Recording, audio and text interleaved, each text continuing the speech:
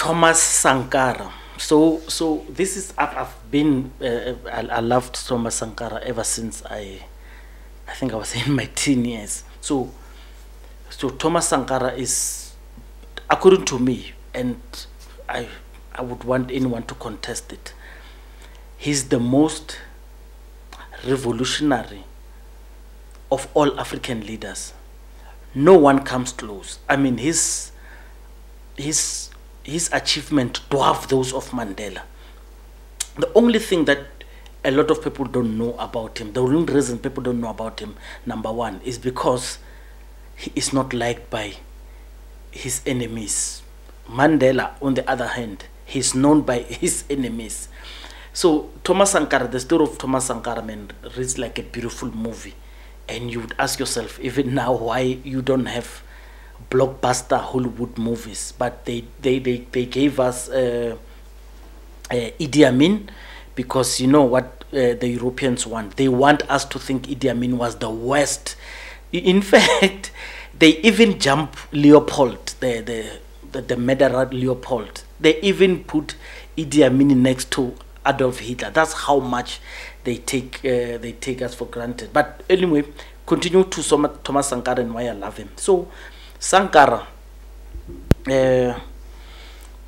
so on the 15th of October he was killed, 1987. So the reason I love him is because I don't celebrate my birthday, and it's on the 15th of October, but I never forget whenever that time comes to say, oh, this is the day Thomas Sankara was killed. So Burkina Faso means the land of upright people. He changed it to from Upper Volta, but this is what it means for these people. I'm saying this as a backdrop of what is happening in Africa now, and I've seen people comparing Traore with Sankara. All respect going to the young man Traore. I love him to bits because I'm one of those who think he's almost the reincarnation of Sankara. But let me tell you the difficulty. So I'm going to read out some sort of a biography for Sankara for you guys to understand, and you would see how difficult it was. So Thomas Sankara was not only a visionary, but he was, I think, 3 or 4 decades ahead of his time. So if I was a spiritual person, I would say God gave us Sankara before we were ready for Sankara. Let me give you an example. So Sankara, the thing that he said. So Sankara was by all intents and purposes spearheading Africanism before Muammar Gaddafi could make it fashionable to unite us. Sankara was already doing that. So he became a soldier at 17 years after matric, and he was very young, of course, and that's all he knew. And from 17 years, and then he went into the military after 17 years from matric, and he only became the president at 34, same as Traore. But let me just give you the achievements of Thomas Sankara, because you will not understand.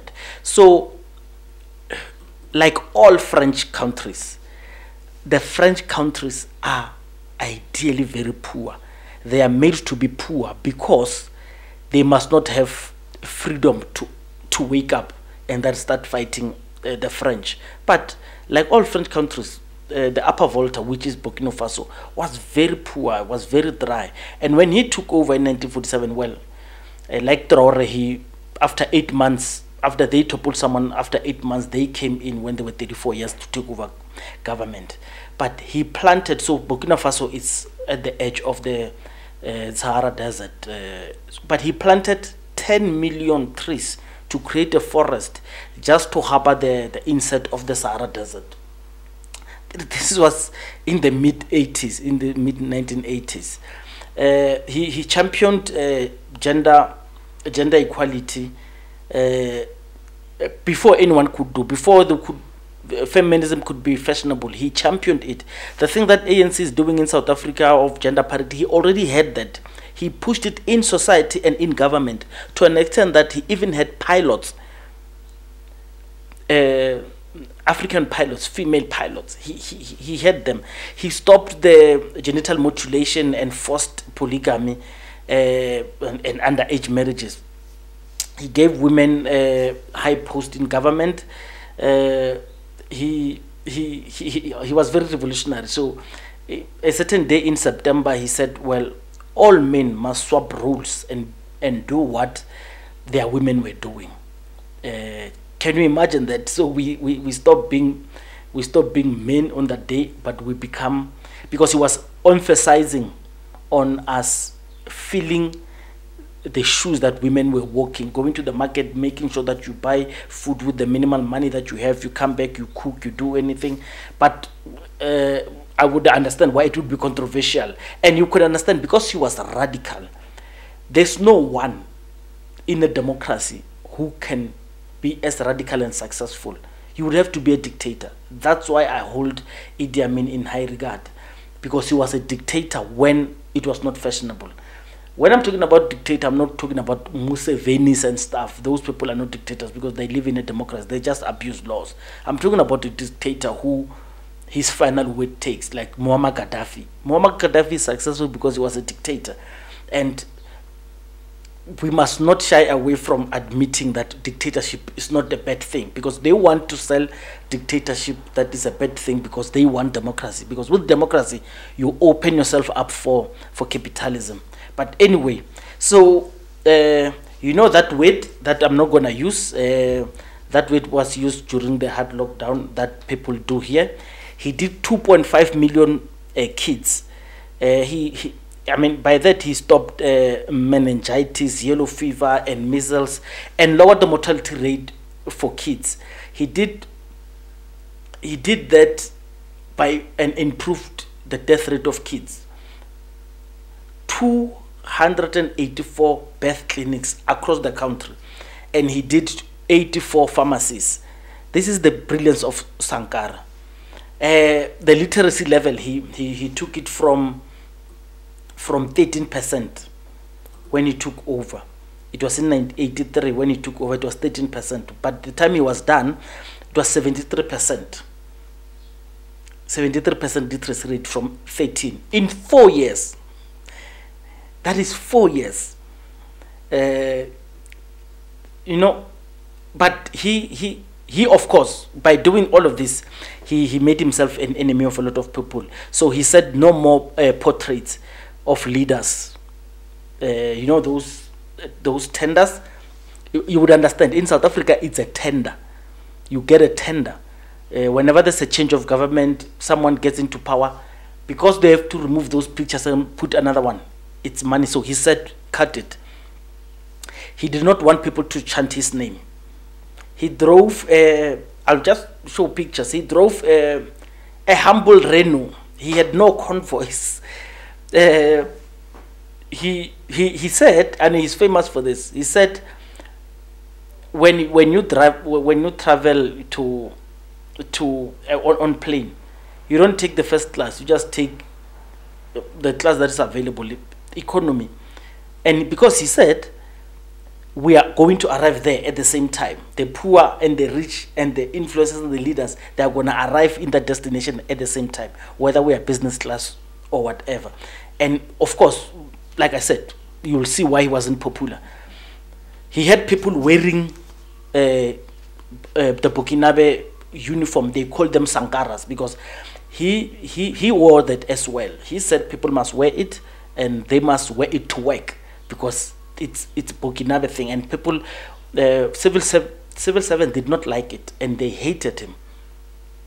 They hated him so much that it ended up killing him. But so every week he was a soldier. He tried as much as he could to live amongst the normal means. He played soccer weekly with his advisors and his staff just to create a camaraderie between himself and the people. He closed all government packs to raise money. It was little for the general employees, but for the ministers he cut it a lot. And of course teachers went on strike and other civil servants wanted to strike.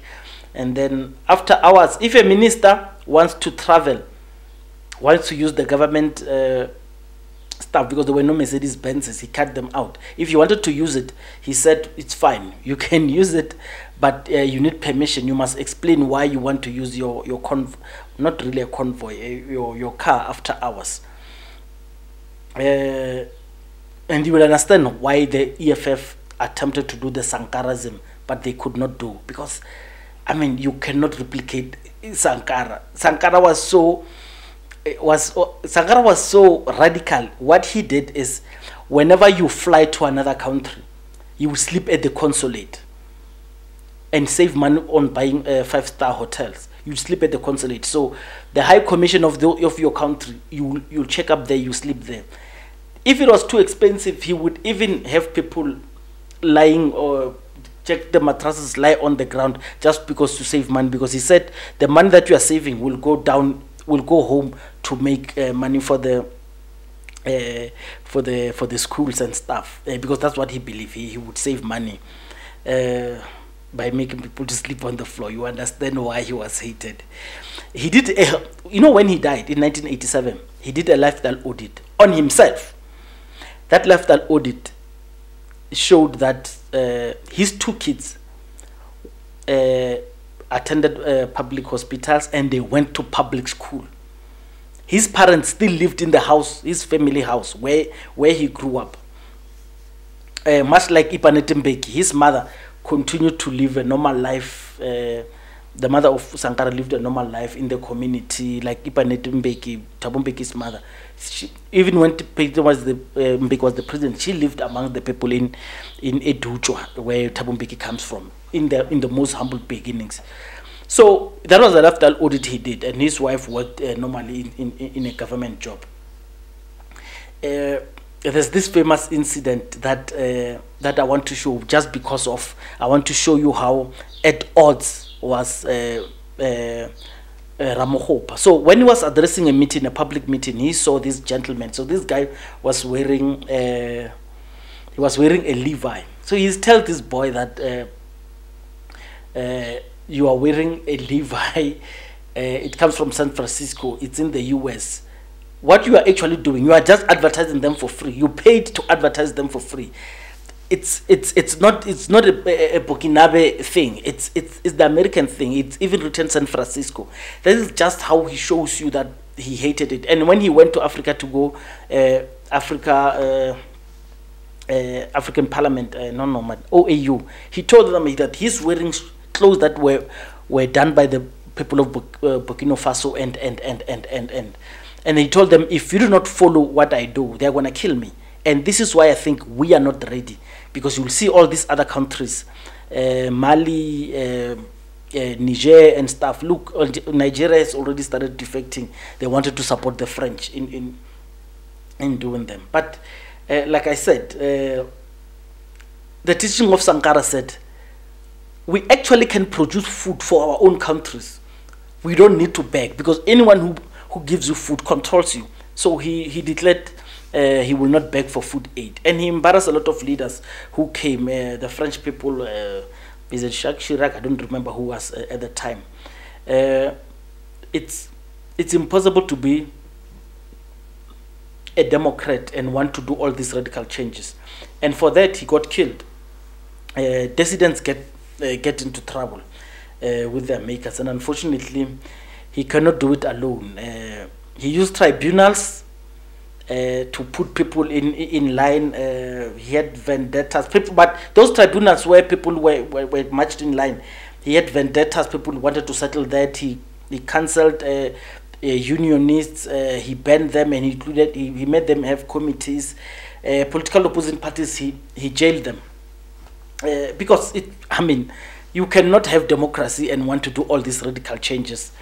The kings and chiefs were not happy with him, and they connived underground with people. By the way, I think a year after he took over, I think in May, people wanted to assassinate him. They wanted to come to do a coup. They failed. He captured them and he assassinated them. Because that was what should happen, to send a message. Look, So Sankara was allegedly killed by, and he went to trial, was allegedly killed by his best friend. And he of course denied that he killed him, and he shot 14 other people who were when they ambushed him. And even when Sankara was told that this is what is coming, this is what is going to happen, Sankara soldiered on with his plan. He remained unshaken. He continued, he fought the fight, but he was killed. And Blaise, that was his best friend. He turned around, he made all the changes that Sankara had made, and he made sure that the Sankara legacy, he just made a shallow grave so people will not make a shrine from where he died. Much like what Obama did with Osama bin Laden. Made sure that wherever they killed him, he even took his ash, Obama that is, he took ash of that guy. He poured it in the ocean so he would not have a shrine, because that's what they do. They want to kill the legacy. And this is what they did with Sankara. But like I said, Sankara, I don't see Traore becoming a better version of Sankara. Not that I disregard him. It's because he is ready, but Africa is not ready. And you will see why I say Africa is not ready. Africa, I don't want this to be a long interview. I'll make another shot just to show you how Africa is not ready. But if France allows all those Francophone countries to rebel against France, France will die. And France will rather convince other people to come and attack those countries. Because if those countries get full independence, by the way, the French is still a colony. Those countries, they're really colonies of France. They remain colonies. They do not get independence. And it's a lie that they got independence. They do not get independence. They are still a colony, because there is nothing that changed from what they do. And I mean, France is just anyway. Let me keep it about Sankara. I'll do the other video, by the way. By Sankara, by far the most successful liberator ever.